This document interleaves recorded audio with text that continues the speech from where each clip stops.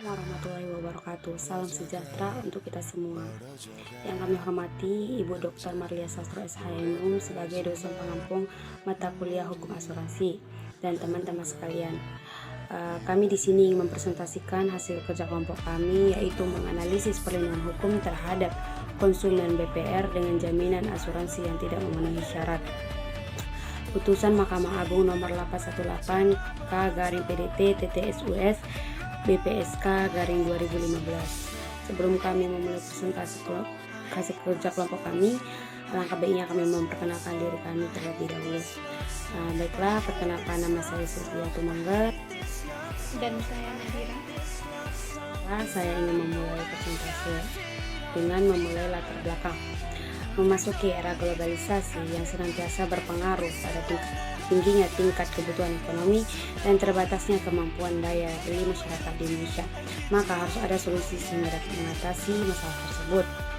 Di sini perbankan memiliki peranan yang penting sesuai perundang-undangan untuk menunjang pelaksanaan pembangunan nasional dalam rangka meningkatkan pertumbuhan ekonomi dan stabilitas ke arah peningkatan taraf hidup dari masyarakat. Peran perbankan dalam pembangunan ekonomi adalah mengalirkan dana bagi kegiatan ekonomi, yaitu salah satunya dalam bentuk perkreditan bagi masyarakat perseorangan atau badan usaha. Sumber dana tersebut dapat diperoleh dengan penyaluran dana kepada masyarakat, disalurkan oleh bank pemerintahan maupun bank swasta, seperti yang dijelaskan dalam Undang-Undang Nomor 10 Tahun 1998 atas Undang-Undang Nomor 7 Tahun 1992 yang menjelaskan tentang perbankan. Yang kredit dapat diberikan oleh siapa saja yang memiliki kemampuan untuk melunasinya, dibuat melalui perjanjian pinjam dan minjam antara pemberi pinjaman atau kredit, penerima pinjaman atau debitur secara kontraktual. Setelah perjanjian tersebut disepakati, maka lahirlah kewajiban pada kreditur, yaitu untuk menyerahkan uang yang diperjanjikan kepada debitur dengan menimbulkan masalah yang kompleks. Salah satunya adalah risiko tak kembalinya kredit karena debitur bermasalah. Dalam hal ini, debitur mengalami tunggakan pelunasan kredit, maka akan terjadi risiko yang menimpa pihak bank, yaitu terjadinya kredit macet. Jika kredit yang disalurkan mengalami kemacetan, maka langkah dilakukan oleh bank adalah berupaya berbagai cara, tergantung dari kondisi nasabah atau penyebab kredit tersebut macet. Apabila masih bisa dibantu, maka tindakan bank membantu nasabah dengan menambah jumlah kredit atau dengan memperpanjang jangka waktunya. Namun jika memang sudah tidak dapat diselamatkan kembali, maka tindakan terakhir bank ialah melakukan eksekusi terhadap barang jaminan yang telah dijaminkan oleh nasabah. Mana perkara yang terjadi di Batam, Provinsi Kepulauan Riau, antara pelaku usaha atau bank perkreditan rakyat dan konsumen almarhum Trihanto Junias Pandi yang diwakilkan oleh istrinya Debbie Kristi Herlina Tatalede sebagai ahli warisan yang sah, yang terlibat sengketa dalam hal perjanjian kredit, yaitu kredit pembelian rumah. Putusan Mahkamah Agung nomor 818 K/PDT TTSUS BPSK garing 2015. Sengketa berawal dari wan prestasi yang dilakukan oleh tidak melakukan pembayaran dalam waktu tertentu, yaitu sejak tahun 2013 sampai dengan tahun 2015. Sebagai pihak yang memberikan kredit, pelaku usaha menagih pembayaran utang dan denda atas kredit tersebut. Merasa sebagai pihak yang dirugikan, konsumen melaporkan perkara tersebut ke Badan Penyelesaian Sengketa Konsumen Batam BPSK. Batam mengeluarkan putusan nomor 025/PTS ARB BPSK 6/2015 yang menyatakan bahwa konsumen untuk membayar utang beserta denda kepada pelaku usaha. Namun putusan tersebut tidak memberikan kepuasan kepada konsumen, sehingga konsumen mengajukan permohonan yang diajukan oleh konsumen, yaitu ke Pengadilan Negeri Batam untuk membatalkan putusan BPSK. Konsumen dalam pemohonan di Pengadilan Negeri menyatakan bahwa kredit yang diberikan oleh pelaku usaha BPR merupakan kredit pembelian rumah yang sudah dijamin asuransi kredit, karena pada saat pencairan dana pertama telah dilakukan pemotongan biaya asuransi jiwa terhadap konsumen almarhum Trihanto Junias Pandi. Namun karena kelalaian dilakukan oleh pelaku usaha sehingga asuransi jiwa jaminan kredit tersebut tidak dapat dicairkan serta barang jaminan kredit masih dalam penguasaan pelaku usaha sehingga konsumen mengalami kerugian. Pengadilan Negeri Batam mengeluarkan putusan nomor 151 garing PDT G BPSK garing 2005 garing PN BTM yang menyatakan batalnya putusan BPSK dan memerintahkan pelaku usaha untuk mengembalikan barang jaminan kepada konsumen tidak terima dengan putusan. Pengadilan Negeri Batam pelaku usaha atau BPR mengajukan kasasi ke Mahkamah Agung dan dengan pertimbangan majelis hakim maka Mahkamah Agung mengeluarkan putusan nomor 818K garing PDT.SUS BPSK garing 2015 yang isinya adalah membatalkan putusan Pengadilan Negeri Batam. Sahnya perjanjian asuransi jiwa yang dijadikan jaminan kredit di BPR berdasarkan uraian di atas apabila dikaitkan dengan syarat-syarat berdasarkan pasal 1320 KUH Perdata dan pasal 251 KUHD. Asas kesepakatan menetapkan bahwa terjadi suatu perjanjian setelah terjadi kata sepakat dari kedua belah pihak, yaitu almarhum Trihanto Juniasvandi dan PT BPR Barelang Mandiri yang mengadakan perjanjian dapat dilihat dengan ditandatanganinya perjanjian kredit oleh kedua belah pihak serta dengan adanya pembayaran sejumlah premi oleh almarhum Trihanto Juniasvandi yang diterima oleh PT BPR Barelang Mandiri. Maka para pihak telah sepakat untuk melakukan perjanjian kredit dengan jaminan asuransi. Dengan kesepakatan maka perjanjian menjadi sah dan mengikat kepada para pihak dan berlaku sebagai undang-undang bagi mereka sendiri.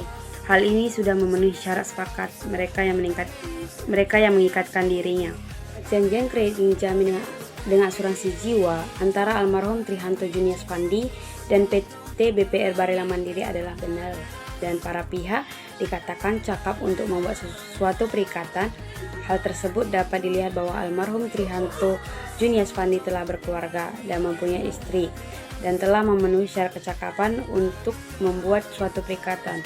Mengikat dalam pasal 1330 KUH Perdata menyebutkan bahwa orang-orang yang tidak cakap membuat perjanjian adalah B. Mereka yang di bawah pengampunan, C. Orang-orang perempuan dalam hal-hal yang ditetapkan oleh undang-undang dan pada umumnya semua orang kepada siapa undang-undang telah melarang membuat perjanjian tertentu. Perjanjian kredit yang dijamin dengan asuransi antara almarhum Trihanto Juniasvandi dan PT Barelang Mandiri maka dapat dilihat yang menjadi objek asuransi adalah jiwa almarhum Trihanto Juniasvandi atau sebagai debitur atau tertanggung, yang artinya hak klaim timbul apabila debitur tertanggung meninggal dunia. Kurun waktu pertanggungan di masa akan datang untuk mengetahui syarat sebab yang halal adalah dengan melihat dasar timbulnya sebuah perjanjian, bagaimana sebuah perjanjian dapat terjadi, apa yang menjadi latar belakang sampai terjadinya perjanjian. Hal yang dimaksud oleh KUH Perdata adalah persoalan etikat baik dalam membuat perjanjian, yang berarti perjanjian itu tidak bertentangan dengan undang-undang, ketertiban umum, dan kesusilaan, bahwa adanya keharusan untuk pemberitaan tentang semua mengenai keadaan yang diketahui oleh tertanggung mengenai benda pertanggungan. Pasal 251 KUHD merupakan syarat khusus perjanjian tersebut. Selanjutnya, asuransi yang mencakup 4 asas, yaitu asas kepentingan yang dapat diasuransikan atau insurable interest principle, kemudian asas kejujuran yang sempurna atau utmost good faith principle, asas indemnitas atau indemnity principle. Yang terakhir asas subrogasi atau subrogasi principle. Namun dalam asuransi jiwa yang dapat diterapkan hanya asas kepentingan yang dapat diasuransikan dan asas kejujuran yang sempurna atau utmost good faith principle. Kemudian perlindungan hukum bagi konsumen yang sudah membayar premi tetapi tidak mendapatkan uang pertanggungan. Ketentuannya tentang hak dan kewajiban tertanggung menurut Suparman Sastrawijaja, hak dan kewajiban tertanggung adalah menuntut agar polis ditandatangani oleh penanggung terkandung pada pasal 256 KUHD. Kemudian menuntut agar polis segera diserahkan oleh penanggung dalam pasal 260 KUHD dan meminta kerugian kepada penanggung karena pihak yang disebut terakhir ini lalai menandatangani dan menyerahkan polis sehingga menimbulkan kerugian kepada tertanggung, tercantum pada pasal 261 KUHD. Kemudian melalui pengadilan, tertanggung dapat membebaskan penanggung dari segala kewajibannya pada waktu yang akan datang. Untuk selanjutnya, tertanggung dapat mensuransikan kepentingannya kepada penanggung yang lain untuk waktu dan bahaya yang sama dengan asuransi yang pertama dalam pasal 272 KUHD. Kemudian mengadakan solvability verzekering karena tertanggung ragu-ragu akan kemampuan penanggungnya, dicantumkan pada pasal 280 KUHD. Dalam hal ini harus tegas bahwa tertanggung hanya akan mendapat ganti kerugian dari salah satu penanggung saja. Berdasarkan perkara yang di atas, almarhum Trihanto Junias Pandi atau tertanggung ini tidak memperoleh hak-haknya seperti tercantum di atas karena tertanggung sudah meninggal dunia sehingga diwakili oleh istri tertanggung, Debbie Christine Herlina Tatalet, sebagai ahli waris tertanggung yang sah, sehingga seharusnya Debbie Christine Herlina memperoleh hak-hak tertanggung. Berdasarkan keterangan PT BPR Barelang Mandiri bahwa Debbie Christine Tatalet tidak dapat memperoleh hak-haknya, bahkan ahli waris tertanggung tersebut masih dibebani sisa pokok pinjaman sebesar 544.800.000 serta barang jaminan yang masih dalam penguasaan PT BPR Barelang Mandiri, sedangkan almarhum Trihanto Junias Effendi tersebut telah melaksanakan kewajibannya untuk membayar premi. Pada kenyataannya almarhum Trihanto tidak memperoleh pemenuhan hak-haknya oleh PT BPR Barelang tersebut, sehingga hak-hak almarhum Trihanto sebagai tertanggung tidak dapat dilaksanakan pemenuhannya. Nah, berdasarkan pasal 257 ayat 1 dan 2 KUHD dan pasal 258 KUHD mengenai alasan PT BPR Barelang Mandiri yang mengatakan bahwa tidak ada polis asuransi atas nama Trihanto Junias Pandi apabila dilihat berdasarkan pasal 257 ayat 1 dan 2 KUHD dan pasal 258 KUHD.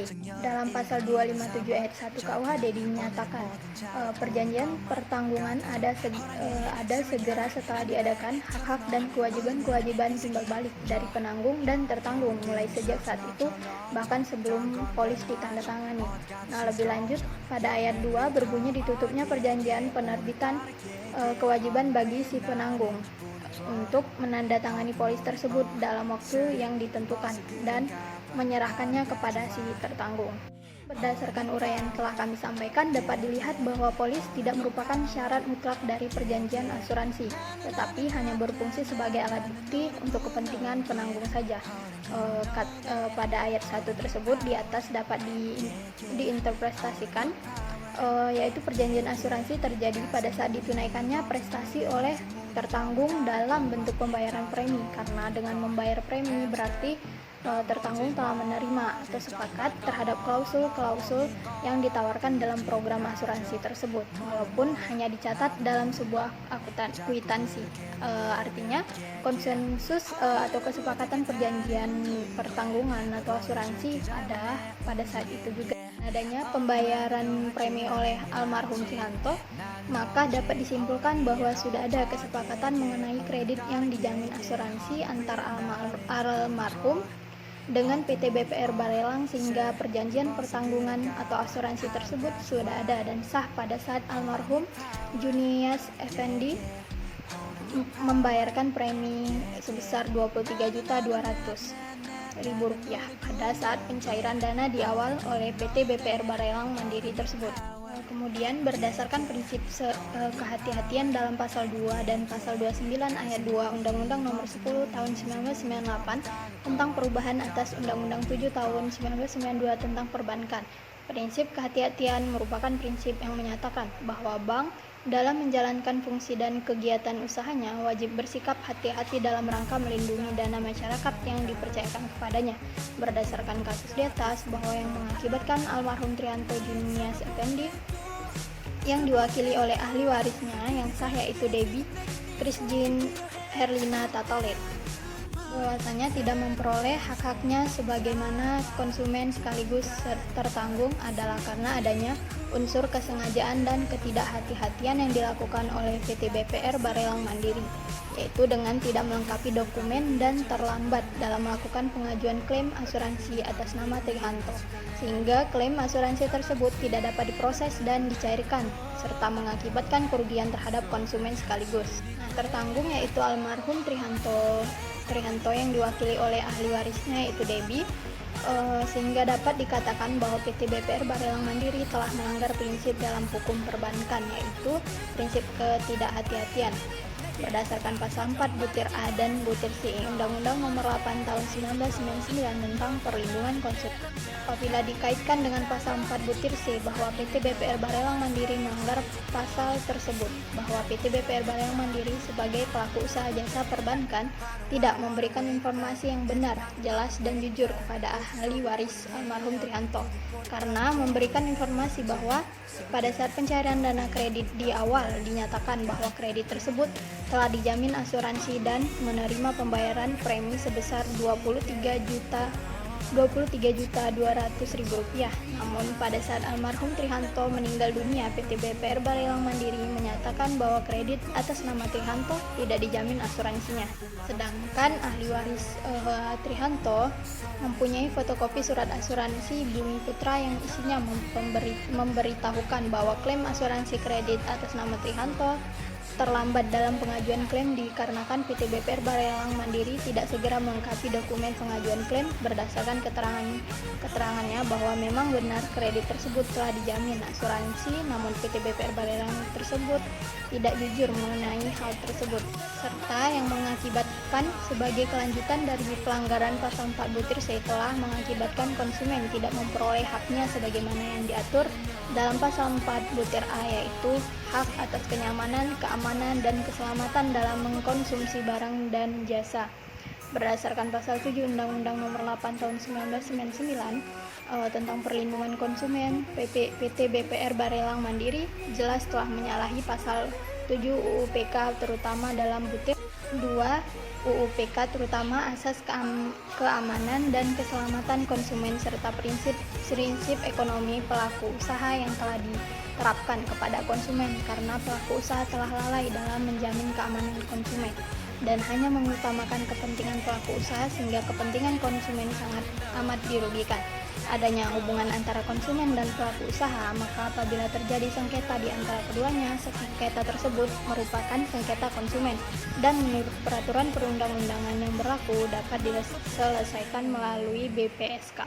Simpulannya, berdasarkan pembahasan yang telah dikemukakan dalam hal tersebut sebelumnya dan berhubungan dengan rumusan masalah, maka dapat ditarik kesimpulan sebagaimana berdasarkan perjanjian asuransi antara Debbie Christine Herlina Tatalet dan PT Bumi Putra mengenai perjanjian kredit yang dijamin dengan asuransi jiwa adalah sah karena telah memenuhi syarat sahnya perjanjian asuransi dapat dilihat telah memenuhi pasal 1320 KUH Perdata dan pasal 251 KUHD dan telah sesuai dengan prosedur pengajuan asuransinya.